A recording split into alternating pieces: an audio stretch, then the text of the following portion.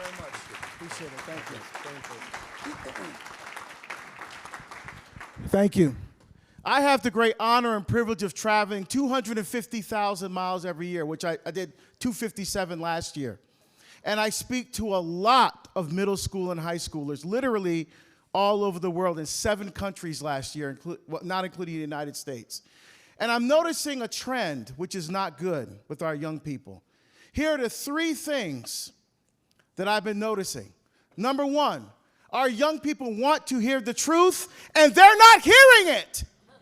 I hear that from them all the time. That was the number 1 thing I hear from young people. We want to hear the truth, and we're not hearing it.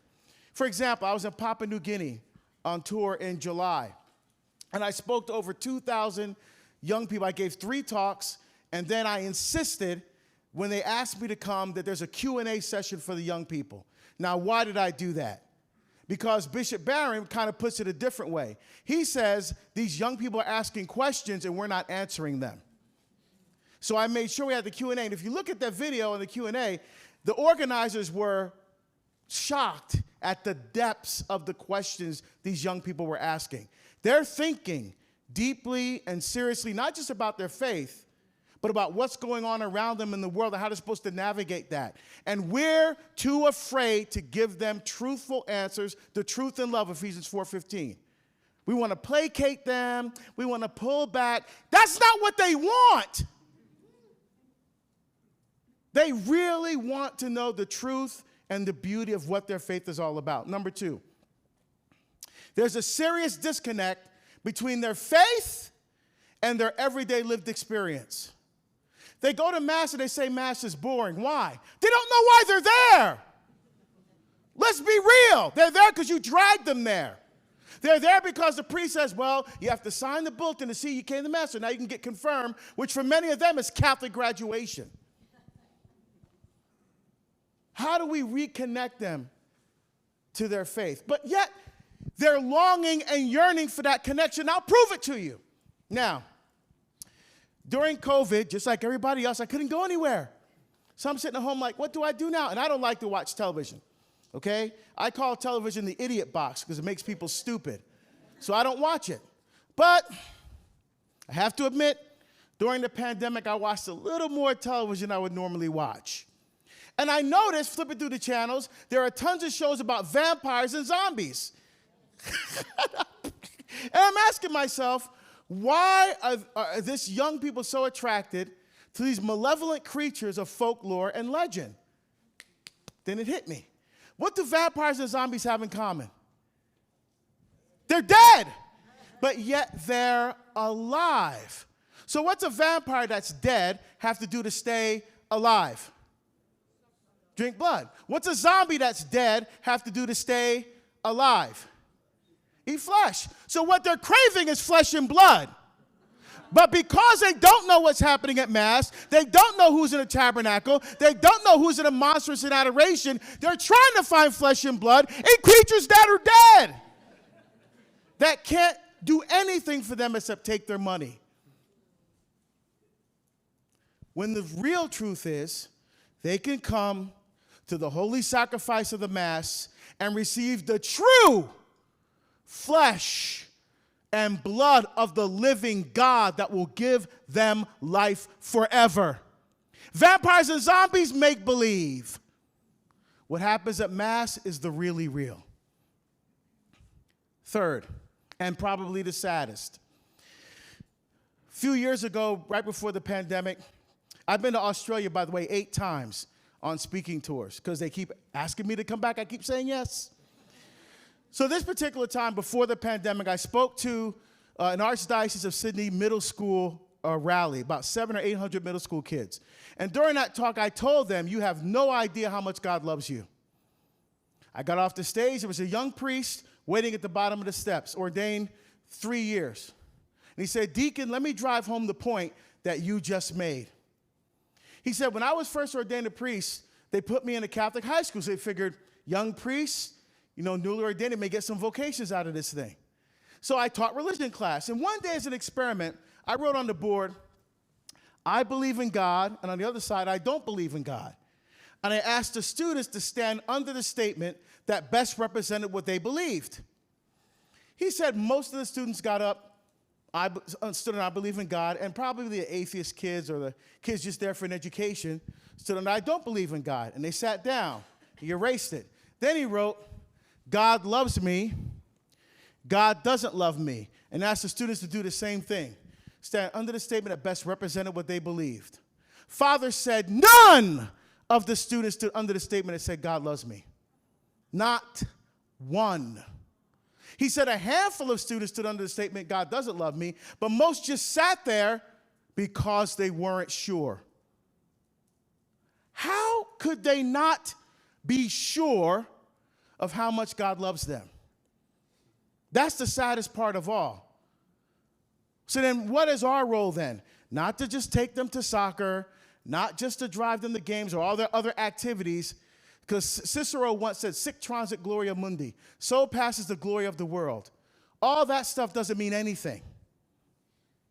Our job is not to build the house of our children's lives for them. That's not our job. Our job is in Psalm 127, one of two written by Solomon. The other one, Psalm 72. So 127 says, if the Lord does not build the house, in vain do the builders labor. So it's not our job, it's God's job to build the house of your children's lives with and for them, together. Our job is to lay a foundation upon which the house of the Lord will stand strong and firm in the lives of our children.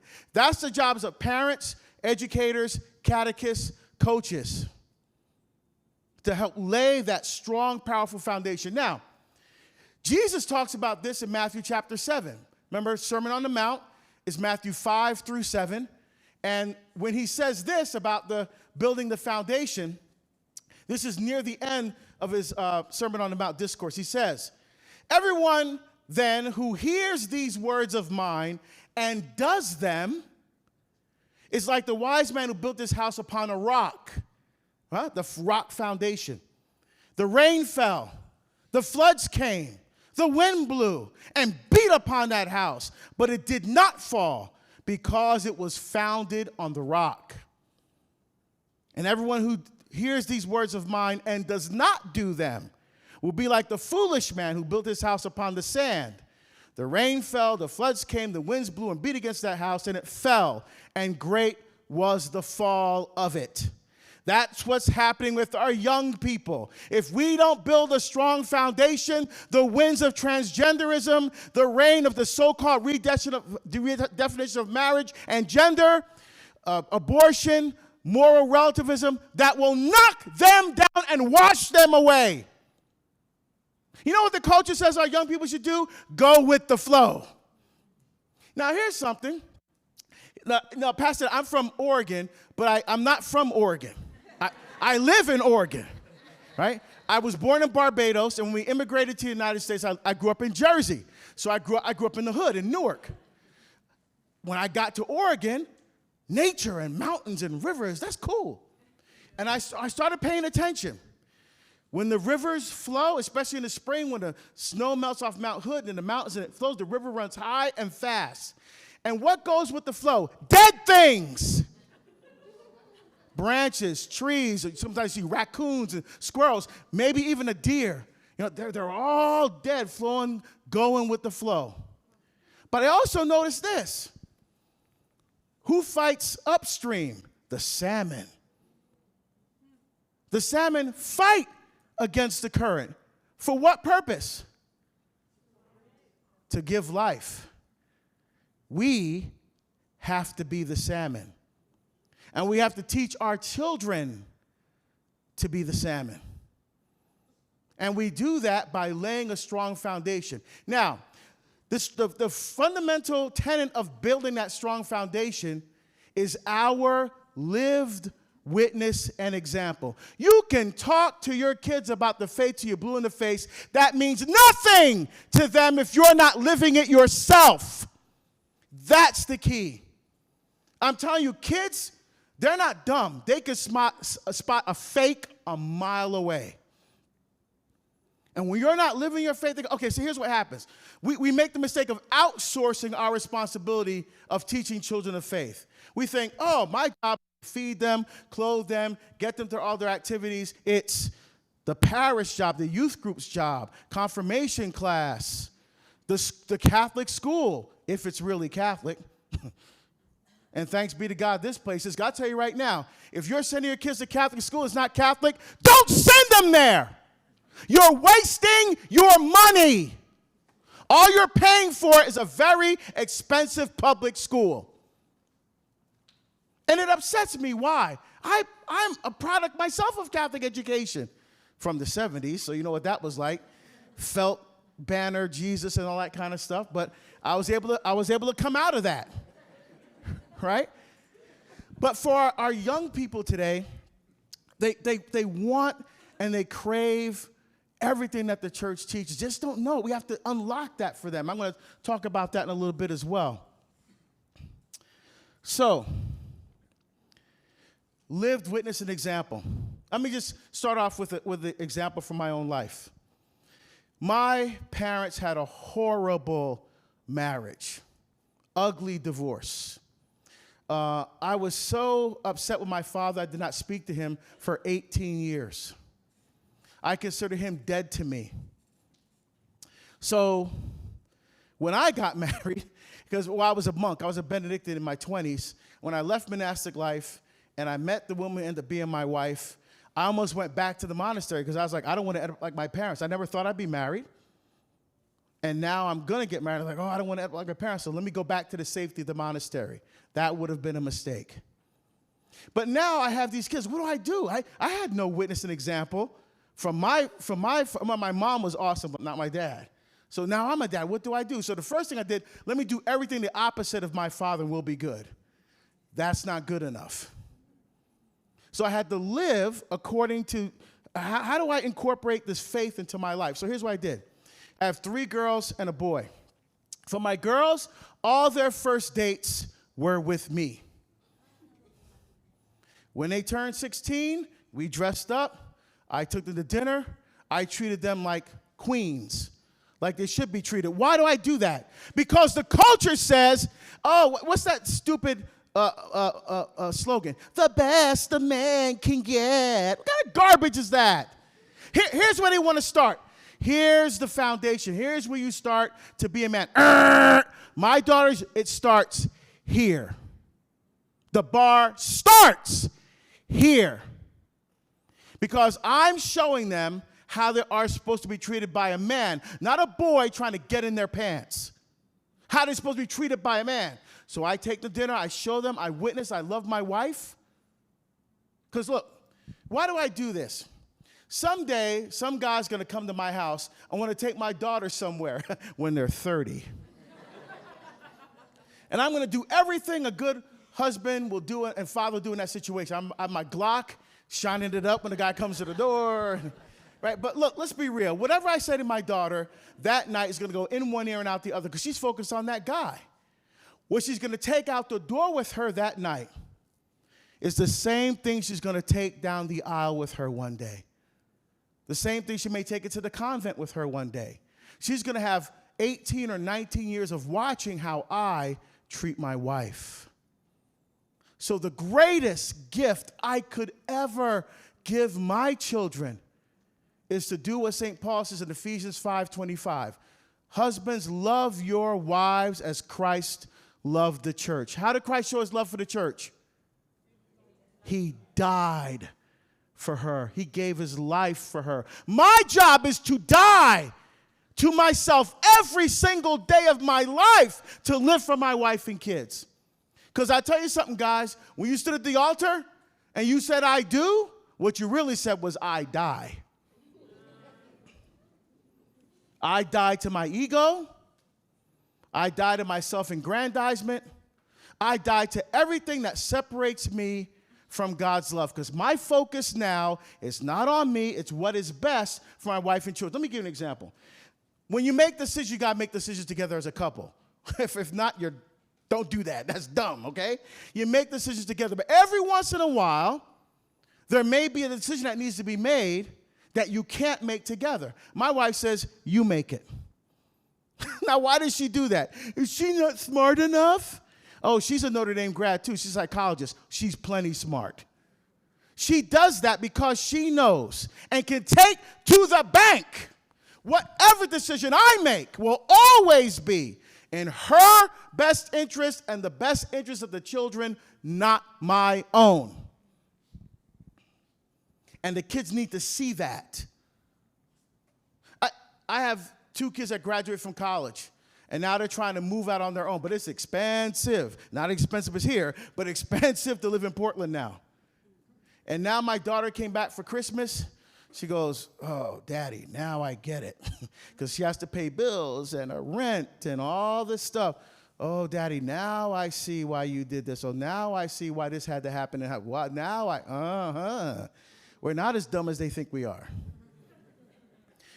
But she remembered, now she's understanding why we did the things that we did and the reason why we did them that way was help build a strong foundation for them. Now, when I said our young people want truth, they're like athletes. Think about, for example, let's think about mass for a second. How do I get across to young people what's happening to them at the mass? So when I give my talk on the mass to high schoolers, this is how I start. Like, I said, how many of you are athletes? A bunch of them raise their hand. And you got to go to practice, right? Yes. Awesome. What is the number one reason for going to practice? There are a lot of great reasons for going to practice. What's the best reason, number one reason why you go to practice? To get better. Wrong! That's a great reason to go to practice. It's not the number one reason. For example, you guys are number one in the country in soccer, okay? Let's use soccer. So you're in the game, not practice. Practice doesn't count. They don't keep scoring practice. They keep scoring the game. You're in the game. You're in the game. The ball's coming to you. Do you have time to stop and think, here comes the ball. I must now blade my foot at a 45-degree angle. I must now kick the ball with such trajectory as to place it in front of my teammate or not too far or up to be offsides. Do you have time to think about that? When you're playing baseball, you have the time to think, here comes the ball at 80 miles an hour. I have to shift my weight to my back leg. I have to rotate my shoulders. I have to follow. Do you have time to think about that? No. So that's why you spend time doing skills and drills over and over and over again. What skill are you trying to develop? What's its name? Muscle memory. Muscle memory. You do those things over and over and over and over and over again so that when you get into the game that matters, that counts, you don't have to think about your body or position because your body knows it just reacts. My friends, the holy sacrifice of the Mass is practice. Because the game is not in here. The game is out there where they're trying to tell you boys can be girls and girls can be boys. Where they're trying to tell you a child in the womb is not a person, it's a blob of tissue. Where they're trying to tell you old people are worthless. If you're old and you're sick, you're a burden on your family, you're a burden on the healthcare system, you're a burden on society. We'll give you two choices. We'll kill you, euthanasia, or we'll give you medication to kill yourself, assisted suicide. That's what they're up against. And what is the muscle memory get at Mass? Word, sacrament. Word, sacrament. Over and over and over again because Christ is giving them everything that they need with spiritual muscle memory to go out into the game and win. Because I don't know about you, I don't like losing. And I tell them my little story about I was a wrestler. My high school did not have football. The monks couldn't afford it. So I wrestled for 4 years. I was undefeated my senior year. My best match was I was ranked number 2 in New Jersey. I was wrestling number 5 ranked wrestler, who the Newark Star-Ledger sports section newspaper said I was going to lose that match because the kid was bigger and stronger than me, which he was. And so it was an away match, Patterson Eastside High School, right? An away match. So we're warming up on the mat, his team's warming up off the mat. And we didn't do this, but there are some teams when you pin somebody, you took a big metal clothespin and you put it on your sweatshirt. This guy I was wrestling had pins going all down his arm. And when he got up and started running laps around the mat, he did this. He'd run by me, he'd go like this. He'd shake his arm, and the pins would go chicka, chicka, chicka, chicka, chicka, chicka, chicka. He'd do another lap, shake that arm, chicka, chicka, chicka, chicka, chicka. Huh? So we finally get to our match. I run out there, boo, boo. He runs out there, crowd's here, because gym was packed, because everybody's there to see two undefeateds go against each other. The match starts. Ready, wrestle, bam, we're in it. Now, wrestling's 3 2-minute periods. At the end of the second period, I'm down by a point. This guy was really strong. But every good athlete knows what? I know I can beat this kid. Every good athlete knows what? 10% of the sport is physical. What's the other 90%? Right here. Now, I'm down. I'm in referee's position. He's on top. I have a plan. Now, in wrestling, you never want to stop moving. You never want to stop moving. So my typical move from referee's position was called the stand-up. So the ref blows the whistle. I fire up to a position here. I block, peel, cut, and attack. I didn't do that. When the ref blew the whistle the first time, I fired up to this position here, and I stopped moving on purpose. And I knew it was going to happen. He chopped me down. We roll off the mat. I go back to the center. I look at coach. Coach is like, this means pick it up. I'm like, down again. Ready? I fired up this position. Second time, stop moving on purpose. Chop me down. We roll off the mat. Go back to the center. Coach is like, I'm like, now, I've wrestled this kid for 4 minutes and 20 seconds. What does he think I'm going to do the third time the ref blows the whistle? The same move, the stand-up. So I know he's instinctively going to go to a counter stand-up, which means what? I know where his hip position is. I know where his center of gravity is. I know where his arms are going to be when the ref blows the whistle the third time. So when the ref blows the whistle the third time, I immediately go into a power switch, crossover switch. So I put my hand on the right hand. He's opened up. I chop his right hand through his crotch. I grab my other hand. I throw a half Nelson, and I start cranking the half. And every time you crank a half Nelson, the more you crank, the tighter it gets. And I cranked that half, nice and slow, so he could feel every ounce of pain as I was turning him on his back. And when I was about to pin him, I whispered in his ear, "Does your mother have a camera?"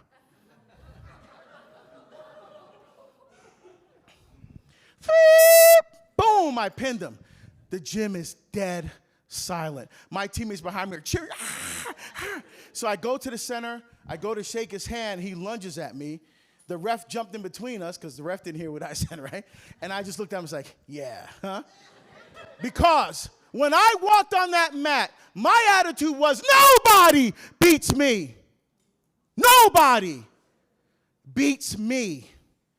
And our attitude, when we walk out of that church on Sunday, nobody takes my faith from me. Nobody takes my one holy Catholic apostolic faith from me. Not these moral relativists, not these transgenderists. No one takes my faith from me because I'm a warrior. Oh, the kids like that. That's how I start my talk on the Mass. Now, when I remember giving this talk in Bethlehem, Pennsylvania. I was originally not supposed to speak at the school, just the parish, until the principal came and heard me give my homily on Sunday at all the Masses. He came and said, "Hey, aren't you that guy from Chosen, the confirmation program?" "Yeah, that's me. You got to come talk to our kids." So he canceled classes for the morning so the kids could hear me. He didn't ask me what I was going to talk about. So here are all these like 700 kids gathered, and he says to me, "Okay, Deacon, what are you going to talk about?" "The holy sacrifice of the Mass." He went, "What?" "I'm going to talk about Mass." And his face was like, I just made the biggest mistake.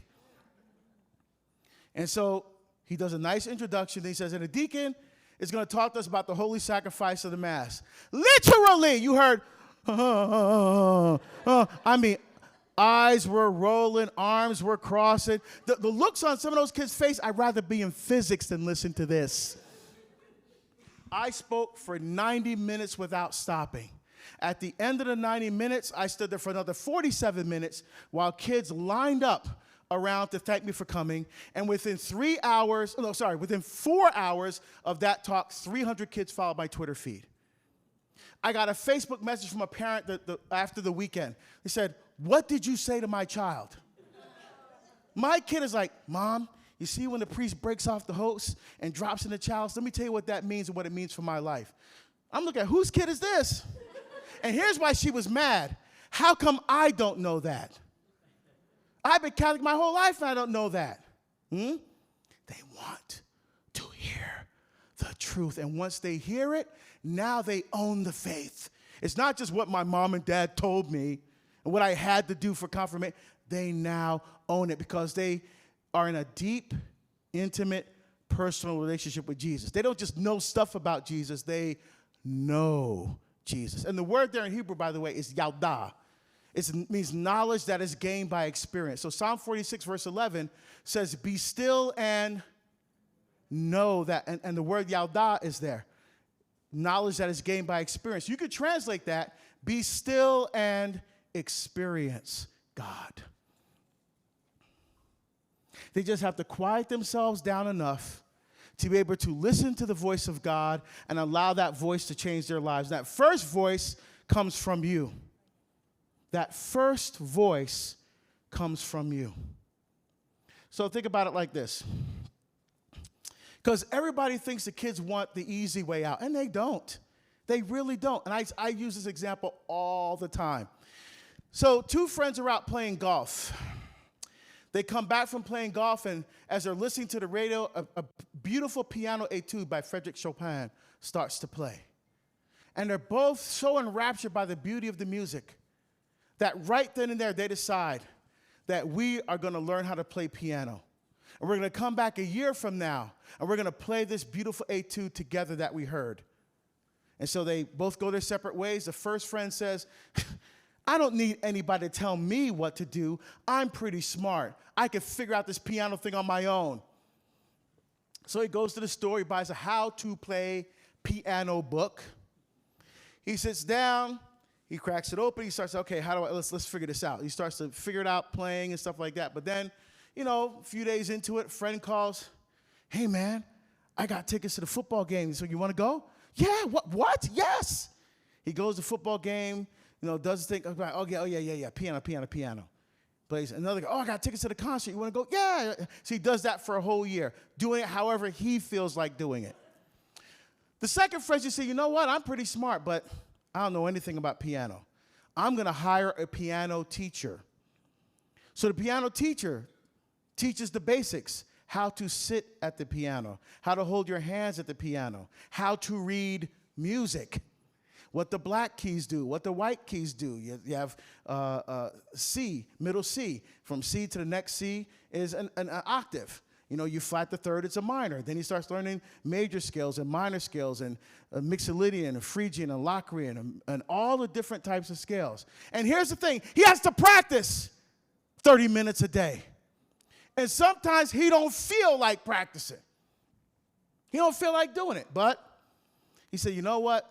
168 hours in a week, 30 minutes a day, I made this commitment, I'm going to do it. He pushes through for a year. They come back together a year later. They play. Now, the first friend's playing the music. He's playing the notes. But he's frustrated because he can't get across what he's hearing in his head on the piano. Meanwhile, the second friend, not only he's playing, he's adding the pianissimo here, a forte here, all the different things here, some staccato notes here. Why? He's now incorporating himself into the music. Yeah. Anyone ever go to a competition like I remember my brother-in-law was dating an opera singer in Portland, and they had an opening for a violin seat, and she let me get into the rehearsal. Fascinating. They have these big screens. that, and the judges are behind, and they just call a number. They don't know if it's male, female, color, nothing. They just number 1, number 15, and they just play the same 3 pieces, all the candidates. Now, I'm listening. These are Juilliard, Oberlin, trained musicians. They're brilliant, and not one of them is making a mistake. How do they know which one to pick? What else are they listening for? They listen for personality, listen for emotion, right? Let me ask you, of the 2 friends that learned violin, which one was freer? The first guy or the second guy? Whoa, how can you say the second guy?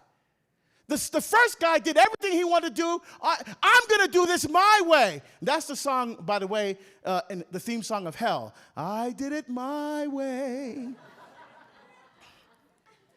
He did it. No one tells me what to do. I'm going to do this myself. Well, the second friend, wait a minute. He aligned himself with the transcendent principles of piano playing. He had a teacher. He had to practice even when he didn't feel like it. And he was freer. Kids see this all the time with athletes like Michael Phelps. You think if a coach said, Mike, you want to be the great swimmer? Again, the coach of the culture. Okay, well, just do what you want, Mike. Just eat what you want. If you feel like coming to practice, swim a few laps, that's okay. If you hit the weight room every once in a while if you want, just do it the way you want. Would he do that, or would he say, you want to be the great swimmer? Mike? Here's what we're going to do. You got to get up at 4 o'clock every morning. You got to run and hit the gym, and then get to the pool before school starts. Then you go to school, then you hit the pool again. And by the way, you can't eat what you want because we have to turn your body into a machine. You can't be hanging out with your friends doing social media and all this stuff and playing video games and stuff because, you got to be disciplined. And how many young people will actually do that? Gladly. And Michael Phelps did it for what? For a piece of gold hung around his neck. Holy Mother Church is our piano teacher. Holy Mother Church is our coach. And when we live according to the teachings of the church, the culture wants you to think that those teachings enslave you. You can't drink, you can't have sex, you can't look at porn, you can't do that. Because the way we teach the faith, what you can't do. How we should be teaching the faith is what God's love frees you to do. That's the way we need to teach them. Not what you can't do. The church, you can't. No. Because when we're like what Michael Phelps disciplined, that's called virtue. We're building virtue in the lives of our children. Because it's not enough for them to be good. They need to be great. What Jesus did for us on the cross, he wants us to be great. And every child wants that to be great. And they know that if they discipline themselves. I'm going to give a chance for every guy in here to embarrass me right now. Every guy in here to embarrass me in front of everybody and the camera right now. What kind of young woman would you like to marry? The one that you know is a little bit loose, that puts out? Or the one that you try to be Mr. Smooth, she walks up in your face and get out of my face. I ain't got time for you, little boy. I'm waiting for a real man that will take me to heaven and walks away from you. Which one would you want to be your wife? The first one or the second one? Oh, wait a minute. I thought all these guys wants the first girl. No. You know what every guy wants? The monstrance. Mary, the Blessed Virgin Mary, was the first monstrance. She was the first vessel that held in the tabernacle of her womb the body, blood, soul, divinity of Jesus Christ. She was every man wants to look at a woman and see the monstrance. That's what he wants. I just proved it. I gave you a chance to embarrass me. Not once said, I want the first girl because she's easy. You don't want easy. You don't want easy. These kids don't want easy. We're not challenging them. We're not pushing them. We're not giving them the truth in love. And that's why they leave the church, because they're not in love with Jesus. Because if you were in love, are you in love, you two? Are you married? Hope so. You're not brother and sister, right? because that'd be sick. You know, we got to have a different talk. Okay? No, you guys are married, right? At least until the end of this talk. He said at least until the end of the talk, right? But can you imagine what your life would be like without her? You can't. See, that's what I'm saying. So when you're in love, you can't imagine what your life would be like without that other person. That's the kind of attitude we need to draw in our kids' hearts. They can't imagine their life without Jesus. Making every major decision in their life, what would Jesus do right now? Lord, they go to adoration. Lord, please bring Jesus. Lord Jesus, help me to make this decision. I want to make it with you because I know whatever you want from me, that will help me to become the person who you created me to be. Imagine if our kids thought like that. And that's what they want. I'll talk about adoration a little bit when I give some more practical things. All right. Because what kind of relationship ultimately do our children want?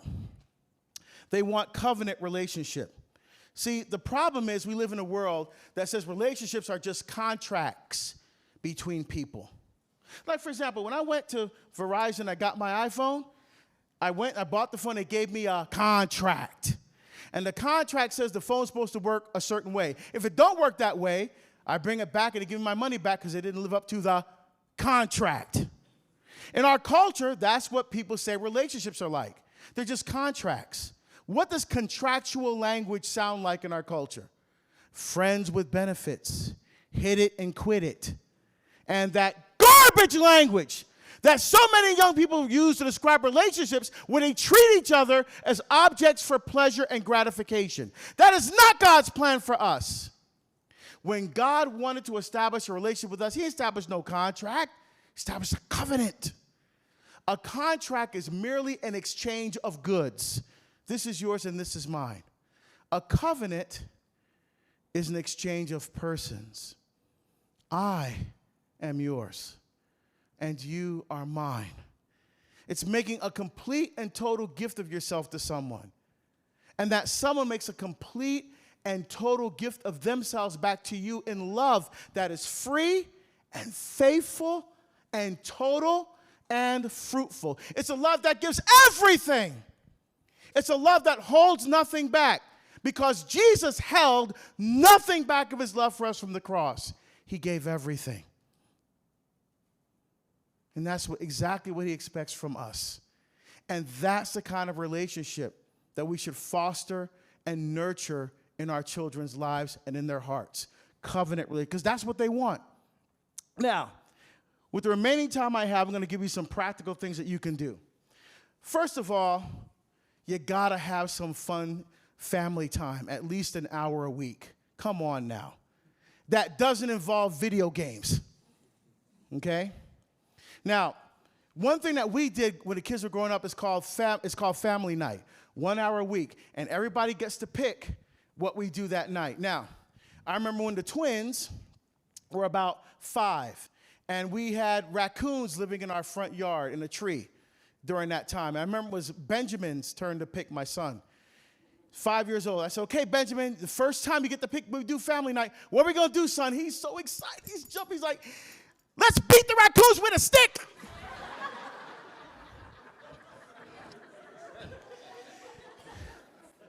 No, Benjamin, we're not doing that, brother. You got something else? Oh, I guess we could play Monopoly. There you go, son. Right? Because he's a guy who wants to beat things, right? Now, to show you how awesome family night can be, I remember it was Claire's turn to pick, and we were playing, what's that game called? Heads Up on the Wii, where you, let me turn this up here, so it has words on the Wii, on the iPad, and you hold up above your head, and the words are here, so they can see the words, and you can't. They're acting out what that word is. You have to guess what the word is. If you guess it right, you flip it down. The next word comes up. So you look, you have to guess, flip it. So I've never played this game before, and Claire was like, Daddy, I want to play it. This is what I choose. Okay, let's do it. So I'm doing well. I'm cranking. And then we get to a word that I thought was going to be easy, right? And so I'm trying to guess. What is this word? I'm thinking sip, straw, drink, and I couldn't get the word. And so I finally, Angela says, "Daddy," and I said, "Get high," as a joke. And they all fell out laughing. Now, here's the interesting thing. One of the kids was at a talk where I told that story, and she said, "Daddy, we still have the video," because the Wii records the video. And here it is.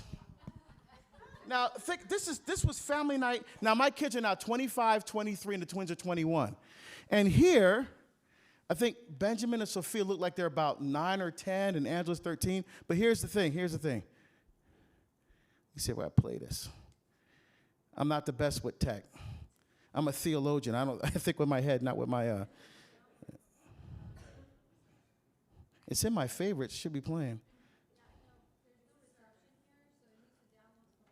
Oh, there's no reception here? Oh. Dang, man, that was a cool video, too. Oh, wait, let me think. Did I get it? I pushed play. Oh, I see. Oh, I pushed play, but it's still, that's too bad. You got to work on your tech here, bro. That would have been fun to see. Now, why? Here's the thing why I even wanted to show this. Why did they keep it?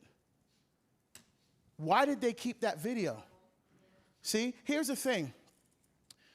What memories do you want your children to take into their families one day? Do you want to remember family night? Or mom and dad fighting again? Or, we're not going to church today because you got soccer. That's more important. What memories are you building in your child's hearts for them, the foundation to take into their own families one day? That's what, and they kept it because that meant something to them. That was special. And they wanted to hold on to that memory. So even when I die, they'll still have this. So family nights are so important. It doesn't matter what you do, just 1 hour together, everyone, as a family. Here's the other thing. You got to spend some time on your marriage. You got to go on date nights. The stronger your marriage is, the stronger your kids' faith will be, because they need to see you. They need to see you loving each other, holding hands and kissing. They go, ew, ew, that's nasty. But they're like, dang. But they're watching that. Look at mom and dad, because in their hearts, that's the kind of relationship I want. As a young girl, that's the way I want a man to treat me like my dad did. How many young girls end up marrying, if they have abusive fathers, end up marrying men that abuse them?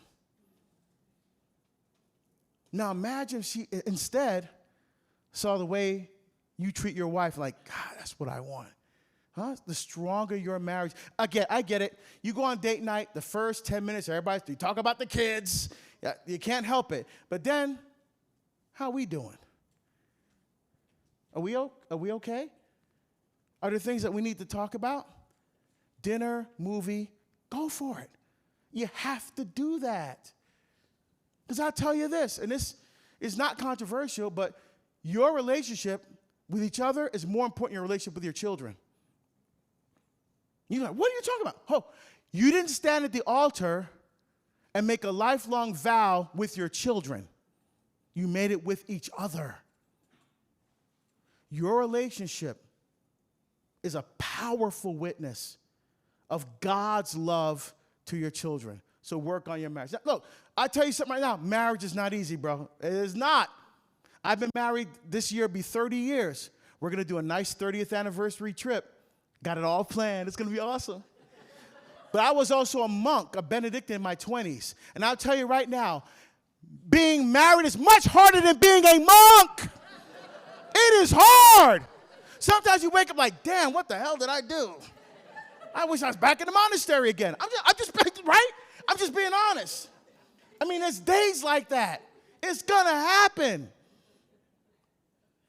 But God has given you in that beautiful sacrament everything that you need to get through the toughest times and the most difficult challenges. Because With God, everything is possible. Okay, let me give you one more example here, and then a little show and tell, and then I'm done. Well, okay, how about this? I was going to add this piece, but this is high school. Anybody have kids that are away from the church? That like, yeah, I mean, and some of you may not want to raise your hand because you might be embarrassed, but I have tips for that too, but I might hold off on that. I thought maybe that might work here, but we'll see. But I want to do this last example. You know, Jesus says, again, Sermon on the Mount, Matthew 5-7, the Beatitudes. That's right near the beginning in Matthew 5. Feed the hungry, good thirsty, blessed are those in spirit, all of that. How do you live that out in your family, the Beatitudes, the corporal works of mercy? For example, on Thanksgiving, one thing that we did, we made sure that in our parish we served the poor, homeless families first before we had our Thanksgiving meal, and all the kids came. They need to put their hands, get dirty, and do that work. Let me give you a fun example. Let's see, I think the twins were 7. Angela was 9. Yeah, because by the way, when we had the kids, we had a 4-year-old, a 2-year-old, and newborn twins. Yeah. So I think the twins were 7, Angela was 9, Claire was 11. I came home from work one day, and I said, hey, hon. She was with them all day by herself. Hey, how'd it go today? She goes, get them out of here, one of those days. So I took them to Panda Express. So this particular Panda Express is in a part of Portland called Cascade Station. Where's the Portland person? You remember the Panda Express at Cascade Station? So you know, you got the Max line, right, the light rail.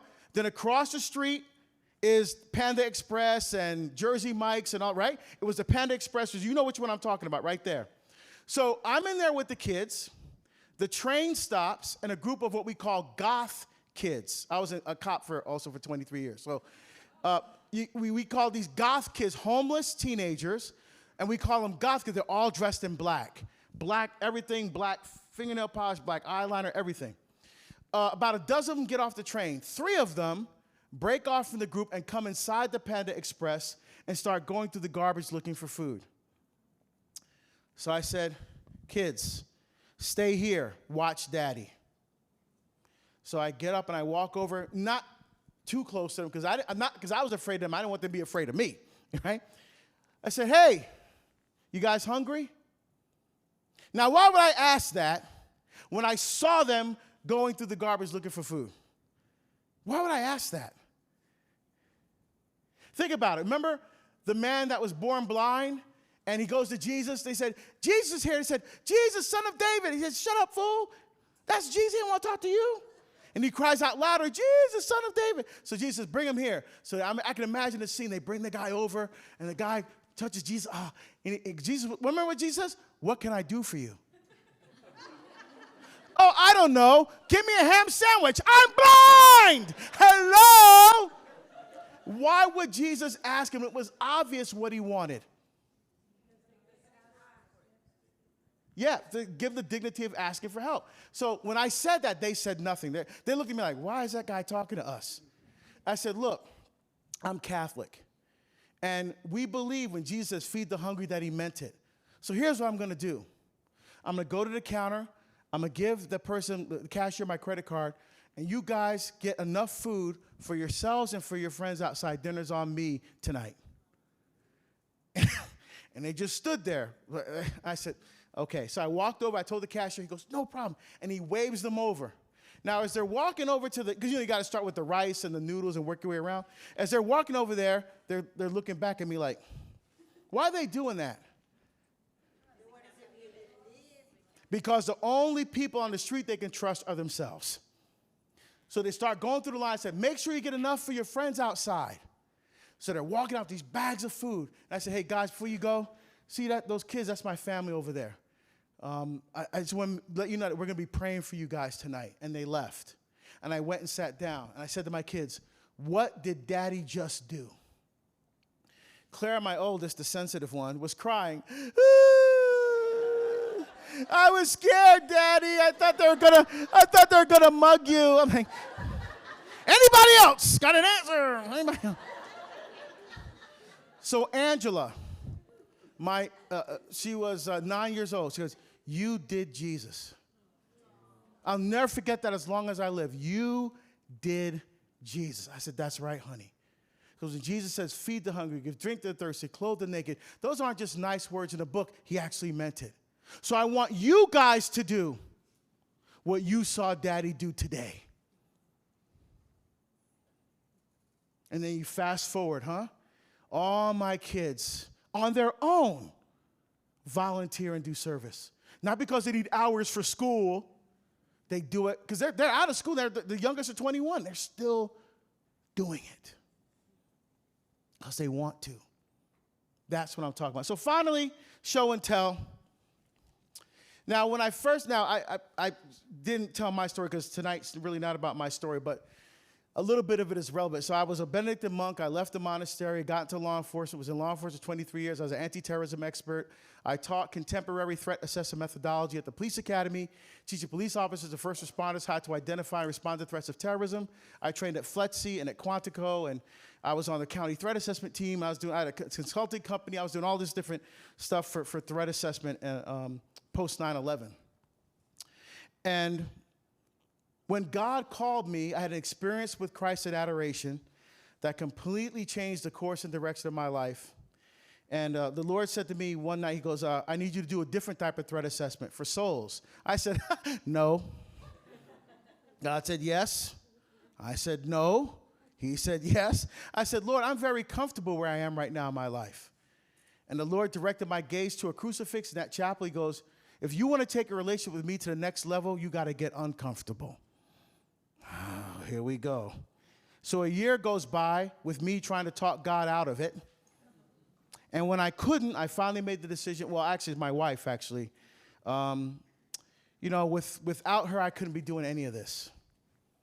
I remember very clearly taking her to dinner. We had to make a final decision. And I was like, I knew God was calling me to do it, and I still couldn't do it. Couldn't do it. So I'm thinking, how am I supposed to pay a mortgage and keep getting to Catholic school talking about Jesus? But my wife said, you know what? God is calling you to do this. And after all, God's in charge of finances. We should do it. Hear what she said? Not you should do it. We should do it. And I'm telling you right now, hand to God. When she said those words, literally, all of the doubt and the fear and the anxiety was gone. Because I knew no matter what happened to us from that point forward, she would love me, she would stand by me, she would support me. Her love gave me the courage to follow God's will. And so I left 23 years behind and started doing this. And it wasn't easy. But when I started traveling, the kids gave me this, Daddy's travel bag. Now, when I first got this, I looked at my wife like, good job, hon. She's like, mm-mm. She's pointing to the kids like, this is their idea. So I looked at her like, what is in here? First thing I noticed was that they had pictures of themselves, so I wouldn't forget what they looked like when I'm traveling. So we have, and of course now everything's digital now, right? So, but I still have these. These are their school pictures. These are obviously dated. But Claire and Angela and the twins, Benjamin and Sophia. So I still carry their pictures around, like real pictures. And that was cool. I also noticed that they had a calendar here with all their birthdays marked on it, so I wouldn't forget. Now, God was very gracious with the birthdays. Claire, March 9th. Angela, April 9th. The twins, December 9th. Yes, God is good. And I also noticed in here that they had this little stick figure. A popsicle stick, one of the eyes fell off, but he has a shirt and pants. And I said, what is this? They said, well, Daddy, you know when you travel, you often travel by yourself. We wanted to make you a friend to travel with so you won't be lonely. I said, oh, this is so nice. Thank you, guys. Now, I have not tried to take him through security with me yet. Imagine me walking through TSA through the machine. What's that? This is my friend. Oh, yeah, we let you on the plane. Get out of here, you nut. Well, my wife heard that I was talking about what the kids gave me. She realized she didn't have anything in here, so she gave me this. You're a wonderful husband. That's me. Let me read it to you. Hun, everything you are and everything you do makes me feel so safe and cared for.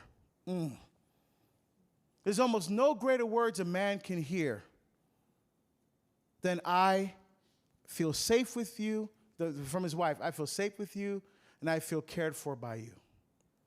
I love being loved by you. I love you, love Colleen. Then finally, I was on a speaking tour in Asia. I was gone for, that tour was almost 3 weeks, and with the Singapore, Malaysia, Indonesia, Philippines, Australia. And when I got, so I missed my birthday. So when I got back, and I got it in plastic here because it's fragile, this was waiting on my desk. This is from Sophia, or Twin 2 on the ultrasound, right? It says Daddy with the little sprinkly things, and it has a tie because she knows Daddy wears ties when he talks. And she made this handmade card. And inside says, I love you, I heart you, stenciled. And a little note at the top that says this, Daddy, I love you so much. The amount of stuff you do for our family is endless. I hope you enjoyed your birthday even though we didn't do much. You are smart, funny, and extremely hardworking. I couldn't ask for a better dad. Love, Sophia. When I was doing my threat assessment, doing my law enforcement stuff, doing all these consulting gigs all over the country, this didn't happen. When I put my family, God first, then my family, and then everything else after that, when I got the order right, not just this happened, not just the traveling and the speaking in these different countries, deaconing for the Pope, whatever, okay? Yeah, that's all fantastic. But you know the best part? I've never been closer to my kids than I have since I left that job. I've never been more in love with my wife since I left that job. I love my wife more now than the day I married her.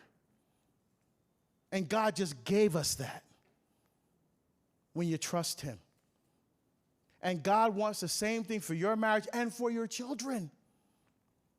And when they see that, then they'll actually say, okay, wow, this whole faith thing is actually real. Because they see it being lived out in your experience. So, I end with this. Mark Twain once said the 2 greatest days of your life are the day you were born and the day you find out why. I'm going to pray that each and every one of you will help to lay a strong foundation in your children's lives so that they can discover their why. Amen. Thank you all very much. Thanks, Deacon. Deacon, can't thank you enough for sharing with us your wisdom and your excitement for the faith and profound insights about how we can inspire our young people, our sons and daughters, to follow Christ and to find the happiness that they're searching for. So thanks again for being here, Deacon. Another round of applause for the Deacon.